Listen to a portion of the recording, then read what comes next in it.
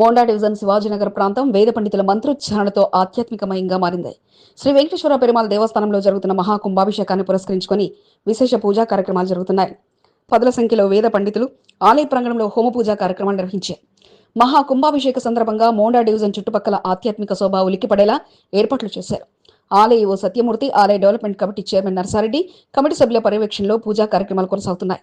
మూడో రోజు పూజా కార్యక్రమ విశేషాలను ఓసారి చూద్దాం.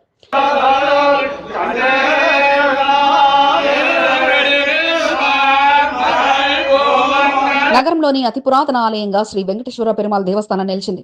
సుమారు 200 సంవత్సరాల చరిత్ర కలిగిన ఆలయం కావడంతో ఆలయంలో ధ్వంసమైన గోపురాలు, విగ్రహాలను తొలగించి నూతనంగా గోపురాలతో పాటు విగ్రహాల ఏర్పాట్లు చేశారు.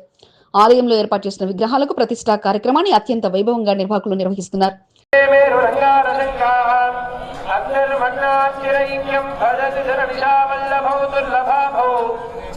ఆలయ జీర్ణోద్ధరణ, అష్టబంధన, మహాసంప్రోక్షణ పూజా కార్యక్రమాలు గత 3 రోజులుగా జరుగుతున్నాయి. బుధవారం ఆలయంలో కలశ పూజలు కొనసాగాయి. నూతనంగా ఏర్పాటు చేసిన కలశాలకు ఆలయ ప్రధాన అర్చకులు సారథి పంతులు ఆధ్వర్యంలో పూజలు నిర్వహించారు. మేళతాళాల మధ్య కలశాలను ఊరేగింపు నిర్వహించి ఆలయ ముఖద్వారంపై ఏర్పాటు చేశారు.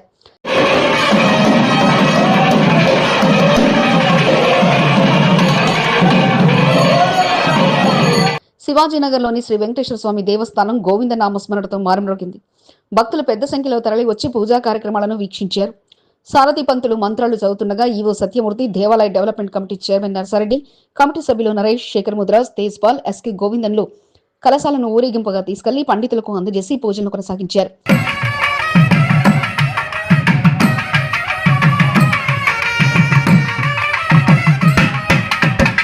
స్వామివారి కుంభాభిషేకంలో పాల్గొనడం తమ అదృష్టమని ఆలయ డెవలప్మెంట్ కమిటీ సభ్యులు సంతోషాన్ని వ్యక్తం చేశారు. గత కొన్ని సంవత్సరాలుగా ధర్మకర్తలుగా, అనంతరం డెవలప్మెంట్ కమిటీగా కొనసాగుతూ వచ్చిన సభ్యులు ఆలయంలో జరుగుతున్న మహాకుంభాభిషేక పూజా కార్యక్రమాలను ఏ రోజుకు ఆ రోజు వీక్షిస్తూ ముందుండి పూజా కార్యక్రమాల్లో పాల్గొంటూ స్వామివారి అనుగ్రహానికి పాత్రులవుతున్నారు.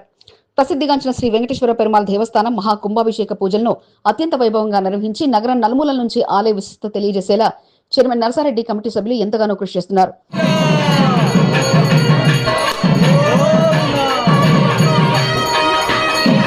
డెవలప్మెంట్ కమిటీ చైర్మన్ గా తన హయాంలో జరిగిన అభివృద్ధిని చాటి చెప్తూ ప్రతిరోజు నిర్వహించే పూజా కార్యక్రమాల్లో పాల్గొంటూ చైర్మన్ నర్సారెడ్డి మరింత బిజీగా మారిపోయారు.